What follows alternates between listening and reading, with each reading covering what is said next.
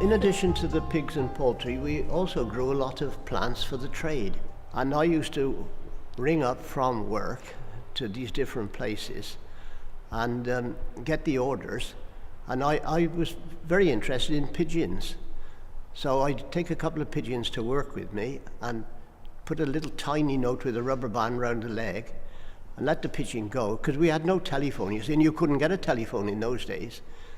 So Daisy would wait for the pigeon to go in the loft. Sometimes they were a bit stubborn, they took a long time to go in, and remove the little note and find out exactly what the orders were for the following day, you see. So that's how we worked it. But in later years we did manage to get a telephone. Yeah. So. On a Wednesday there was the stall market, which was a very big affair, and you'd have 20 coaches come up from South Wales, 10 to 20 virtually every week in the summer period, and it would be absolutely buzzing. During the summer they'd have what they call a miners' fortnight, where they'd be on holiday, and you couldn't walk through the market. If you wanted to get into Hightown, you'd have to walk around. It was that, my father couldn't cut steak and chops quick enough. On hot days, I remember people having to carry office chairs above head height through the throng of people to get to someone who'd fainted in the heat. It was incredible. I remember carrying an office chair over everyone's shoulders, with one hand holding onto one leg of the chair to try and get it through to a lady who'd fainted in the middle of the crowd. It was that crowded.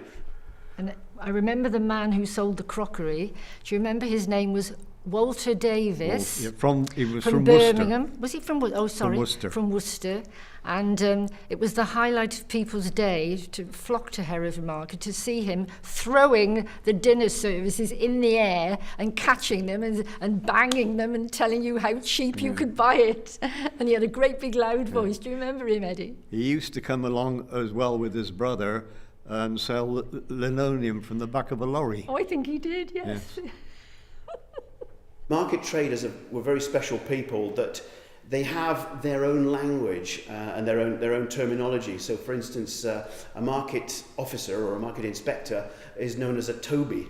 So, excuse me, mate, are you the Toby? Where's your office? And all that kind of thing. So that was the first thing. So if they used to draw a crowd was known as an edge. Pulling the edge is the art of drawing the crowd in. And then twirling the edge is the art of spieling like a spinning top, so you're like spinning your story to the edge and they're gradually getting drawn in and all this kind of thing. And then the first thing they do is they do ramping. Now, your ramping is ramping the price up. So I've got a genuine imitation a Wedgwood tea set here. Look at that, lovely, lovely markings on that. Can you see that? So this is worth, in the shops, you won't get this for 50 quid. That's ramping, so it's putting the price artificially up. And then what they do then is they start batting. And batting is batting the price back down. So it's, in the shops it'll be 50 quid. I don't want 40 quid for it. I don't want 30 quid for it. I don't want 10 quid for it. Ladies and gentlemen, it is breaking my heart. I'll give you this for a fiver.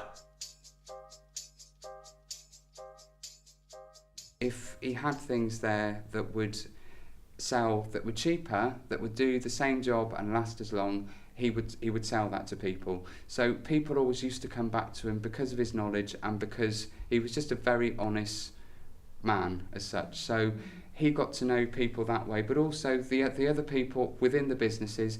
I mean, he would buy things from all the different businesses there. So, he would go to Bearings, Belts and Sprockets, to Carlton, who worked there, and buy certain bits and bobs for his business. He would go to the actual market itself.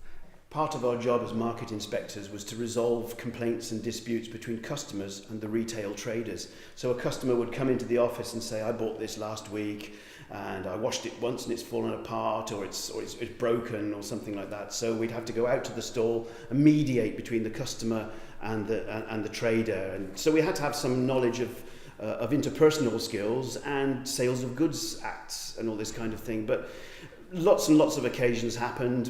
One memorable occasion was a teenage girl came into the office with all her mates and said, are you the boss here? Are you in charge? I said, yes. What can we do for you? He says, I got a complaint about one of your traders. I bought a skirt from him last week and it don't fit and it's horrible and I want to give it back and I want my money back for it. I said, okay, have you got the skirt, please? And she said, well, I'm wearing it, ain't I?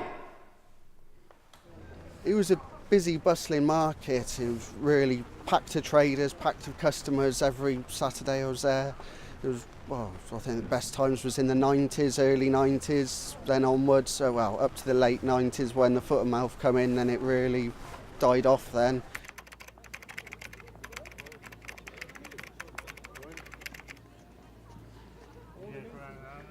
2001, February, foot and mouth broke out. It was cataclysmically horrible.